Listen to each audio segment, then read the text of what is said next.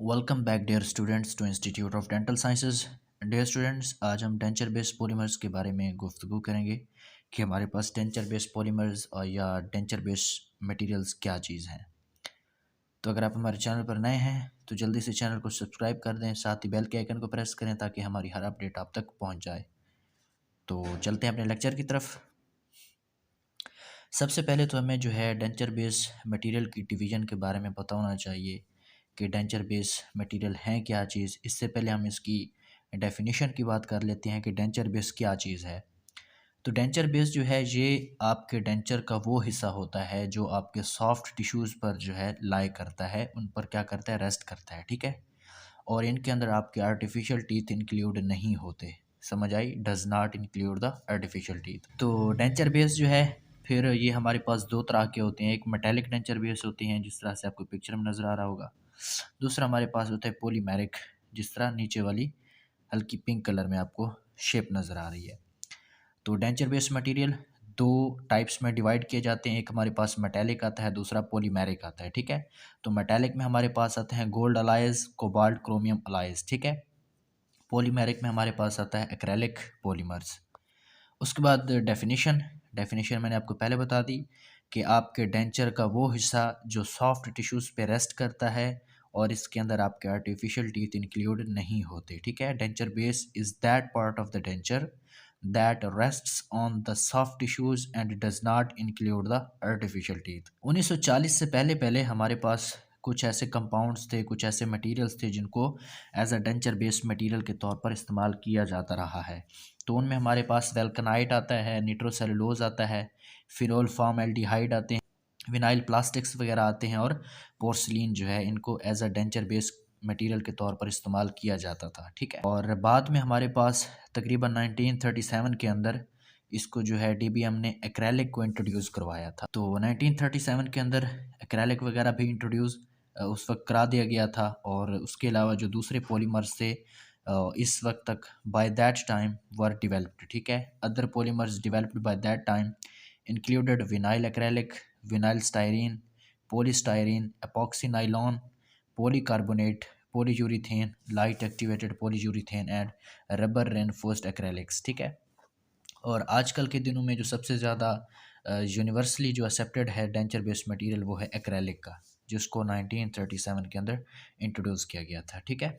अब हमारे पास जो है और acrylic denture base is fabricated in a two parts gypsum mould, ठीक है।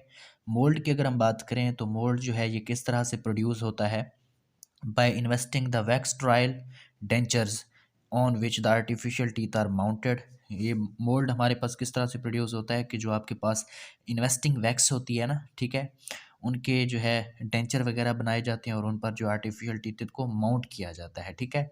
फिर उसके बाद वैक्स को बॉयल किया जाता है और बॉयल करने के बाद आपके पास जो बच जाने वाला जिप्सम मोल्ड होता है उसको एक स्प्रेटिंग मीडिया, ठीक है, इसको कोल्ड मोल्ड सील भी कहा जाता है जो स्प्रेटिंग मीडिया के तौर पे इस्तेमाल की जाती है। तो जिप्सम मोल्ड को जो है स्प्रेटिंग मीडिया के साथ ट्रीट किया जाता है। उसके बाद जो जिप्सम मोल्ड के दरमियान बच जाने वाली जो स्पेस होती है जो कि वैक्स के बॉयल आउट होने के बाद बच जाती है, ठीक है, उसको किस चीज़ के साथ फिल किया जाता है, एक्रेलिक डव के साथ, ठीक है। The space left in the gypsum mould after boiling out the wax, वो स्पेस जो आपके पास जिप्सम मोल्ड में क्रिएट होती है जब आप अपने वैक्स को बॉयल कर देते हैं और आप वैक्स बॉइलिंग के थ्रू निकल जाती है आपके मोल्ड में से, तो उसको जो है फिर बाद में एक्रेलिक डव मटेरियल के साथ फिल किया जाता है। तो ये जो एक्रेलिक डव मटेरियल आपके पास होता है ये सेल्फ क्योर भी हो सकता है और हीट क्योर भी हो सकता है। अब हमारे पास इसकी कुछ रिक्वायरमेंट्स हैं। तो हमारे पास 5 किस्म की रिक्वायरमेंट्स आती हैं। फ़िज़िकल रिक्वायरमेंट आता है, केमिकल रिक्वायरमेंट्स आते हैं, बायोलॉजिकल रिक्वायरमेंट्स आते हैं, मैकेनिकल एंड अदर्स। तो सबसे पहले हम फ़िज़िकल के बारे में गुफ्तगू कर लेते हैं।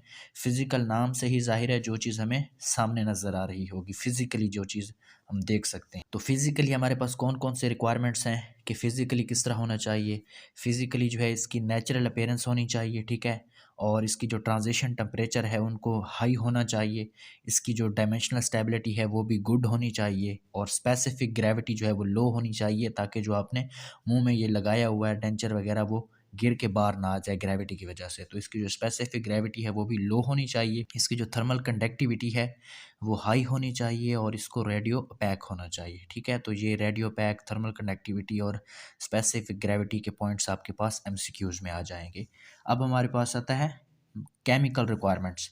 तो केमिकली इसको इनर्ट होना चाहिए, आपके ओरल फ्लूइड्स के साथ इसको इनसोलबल होना चाहिए, उसके अंदर हल पजीर नहीं होना चाहिए, और आपका वाटर या जो स्लाइवा है ये डेंचर बेस को एब्जॉर्ब नहीं करना चाहिए। ठीक है, ये आपके पास केमिकल रिक्वायरमेंट्स आ गई।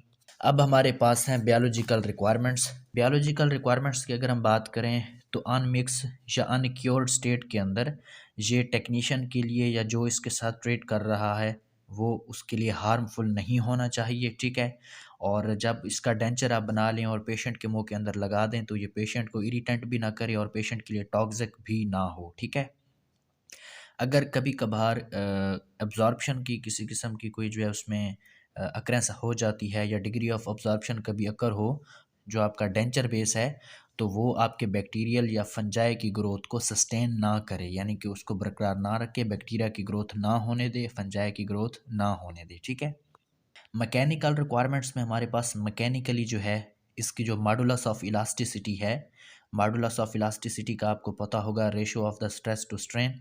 ठीक है, तो ये क्या होनी चाहिए, हाई होनी चाहिए। इलास्टिक लिमिट इसकी जो है वो भी हाई होनी चाहिए। इलास्टिक लिमिट का मतलब ये होता है कि किसी भी मटेरियल की या किसी भी सॉलिड चीज़ की वो सबसे मैक्सिमम पॉइंट जहाँ पर आपका जो मटेरियल होगा उसके साइज़ के अंदर या शेप के अंदर किसी किस्म की कोई परमानेंट तब्दीली ना आए। ठीक है, तो वो इसकी इलास्टिक लिमिट जो है वो क्या होनी चाहिए, हाई होनी चाहिए। और इसके अंदर जो है मुनासिब किस्म की फ्लेक्सुअर स्ट्रेंथ भी होनी चाहिए। अब फ्लेक्सुअर स्ट्रेंथ का मतलब ये होता है the material's ability to resist the deformation under the load, यानी कि आपके पास आपका कोई मटेरियल या आपका कोई डेंचर वगैरह है, तो जब उसके ऊपर किसी किस्म का कोई लोड लगता है तो उसके अंदर जो है किसी किस्म की कोई डिफॉर्मेशन ना आ जाए। ठीक है, वो आपकी क्या होगी, फ्लेक्सुअर स्ट्रेंथ होगी। बेस मटेरियल जो है इसको एडिकेट फैटिग लाइफ होनी चाहिए इसकी। ठीक है, और उसके बाद जो है should have high impact strength, इनकी जो इम्पैक्ट स्ट्रेंथ है वो भी हाई होनी चाहिए। And should be abrasion resistance. ठीक है, और इसके अंदर जो है एब्रेजन रेजिस्टेंस होनी चाहिए। अदर्स में हमारे पास क्या आता है, कॉमन आता है कि इन एक्सपेंसिव, यानी कि जो है ज़्यादा खर्चे वाली नहीं है, इजीली अवेलेबल होने चाहिए हमारे पास, आसानी से जो है इसको स्टोर भी किया जा सके, इसका जो शेल्फ़ लाइफ है, स्टोरेज लाइफ है वो लॉन्ग होनी चाहिए, आसानी से इसको मैनिपुलेट तैयार किया जा सके। और अगर कभी कभार आपके डेंचर में किसी किस्म का कोई फ्रैक्चर आ जाता है तो फिर इजीली उसको रिपेयर भी किया जा सके। अब the most widely used denture based material according to ISO, denture based polymers are classified into 5 types. Type 1 and type 2 are widely used products. तो सिंपल लफ्ज़ों में डेंचर बेस्ड पॉलीमर्स को हमने 5 किस्म की क्लासेस में डिवाइड किया हुआ है, लेकिन जो यूनिवर्सली या जो बहुत ज़्यादा इस्तेमाल की जाती है वो टाइप 1 एंड टाइप 2 प्रोडक्ट्स हैं। ठीक है, उसके बाद हमारे पास सबसे मेन पॉइंट जो एग्ज़ामिनेशन पॉइंट ऑफ व्यू से बहुत ज़्यादा इंपॉर्टेंट है, और ये तकरीबन दिया जाता है क्वेश्चन के अंदर कि आप टाइप 1 एंड टाइप 2 मटेरियल की डेंचर बेस के अंदर कंपोजिशन लिखें। तो याद रखिएगा, टाइप 1 एंड टाइप 2 हमारे पास पाउडर और लिक्विड की शक्ल में आते हैं, और पाउडर और लिक्विड में हम फिर फर्दर पढ़ते हैं कि इनके अंदर क्या क्या चीज़ें होती हैं।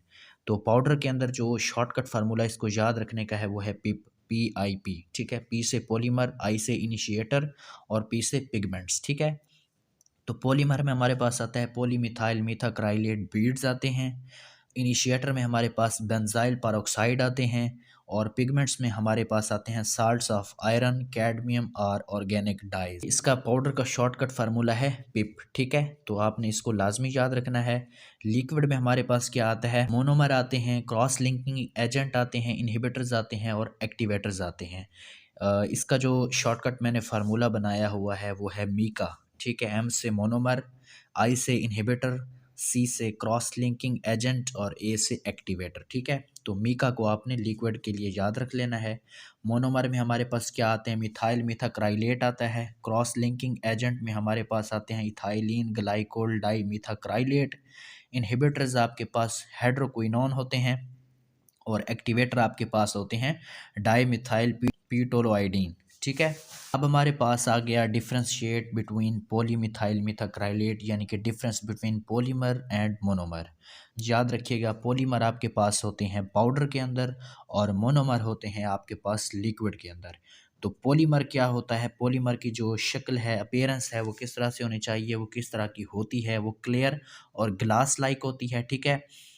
और manufacturers add opacifiers and pigments in order to produce a more lifelike denture base, ठीक है।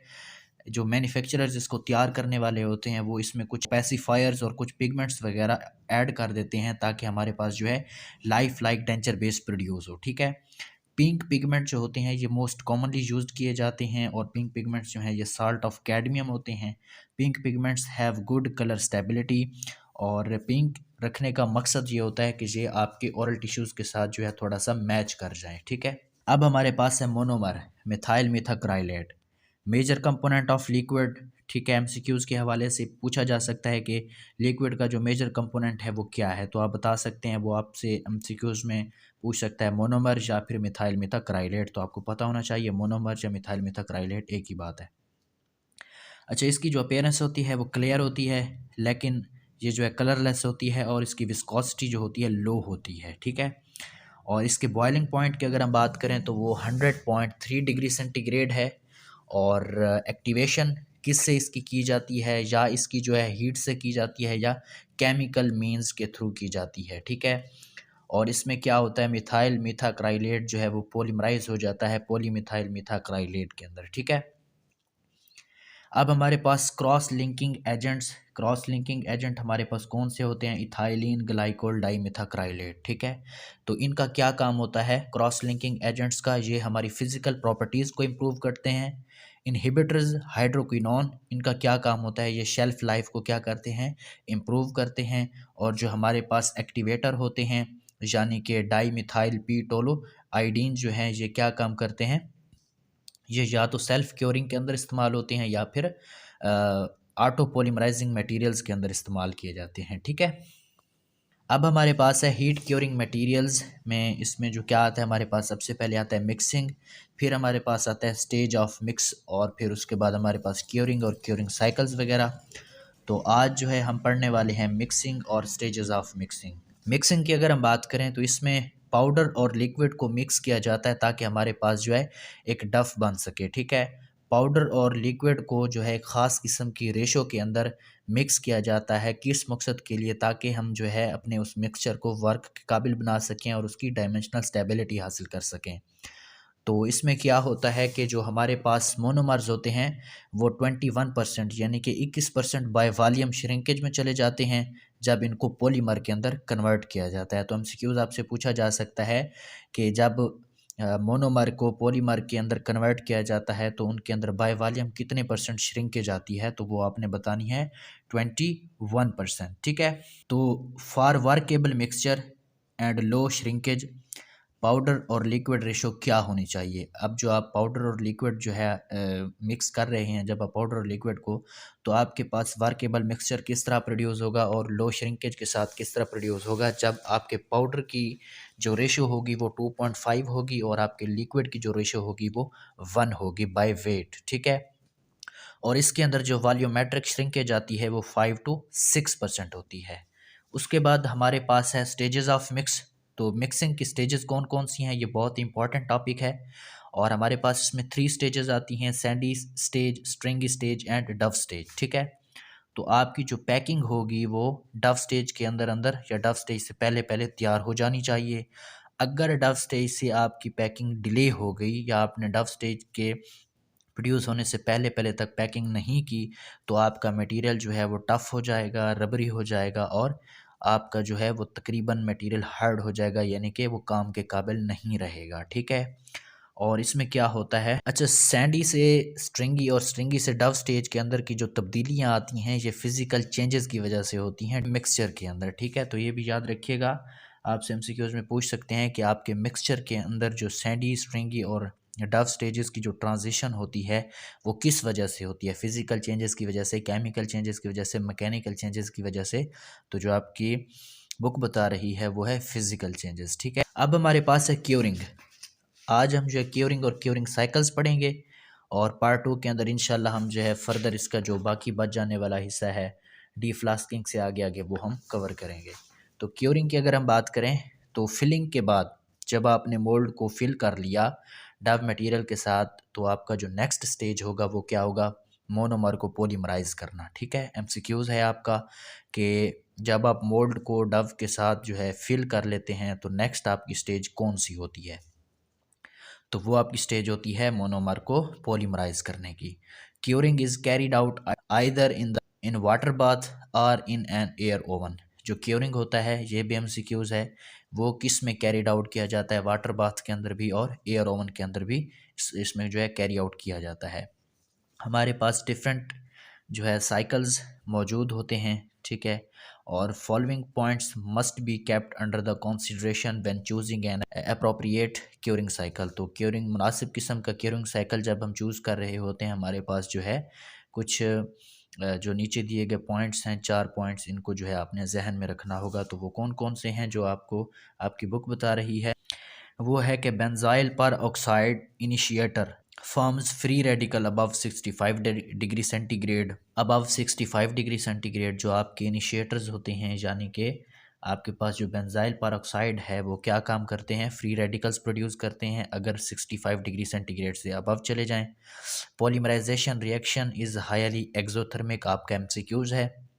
Boiling point of the monomer is 100.3 degree centigrade. जो मोनोमर का यानी कि मिथाइल मिथाक्राइलेट का जो आपके पास बॉइलिंग पॉइंट होगा वो होगा 100.3 डिग्री सेंटीग्रेड। और high degree of monomer to polymer is important to produce a polymer with the high molecular weight. ठीक है, क्यूरिंग साइकिल्स। तो क्यूरिंग साइकिल्स हमारे पास क्या हैं, क्यूरिंग साइकिल्स में हमारे पास क्या किया जाता है कि तकरीबन 70 डिग्री सेंटीग्रेड तक 7 घंटों के लिए आपने जो आपका फ्लास्क होता है जिसके अंदर डव मटेरियल मौजूद होता है उसको आपने हीट करना होता है, और 100 डिग्री सेंटीग्रेड पर है तो 3 आवर्स के लिए। ठीक है, अब दूसरा इसका तरीका कौन सा है, दूसरा इसका तरीका ये है कि आप अपने फ्लास्क को जो है ठंडे पानी के बाथ में रख दें और उस ठंडे पानी को आहिस्ता आहिस्ता से बॉयल करना शुरू कर दें तकरीबन 1 घंटे के लिए, और फिर आहिस्ता आहिस्ता रूम टेम्परेचर पर आपने उसको क्या करना होता है, ठंडा करना स्टार्ट कर देना होता है। ये आपका क्या होता है, दूसरा साइकिल होता है। यानी कि in an other cycle flask is placed in a bath of cold water, water is gradually allowed to boil over the period of 1 hour and then allowed to cool slowly.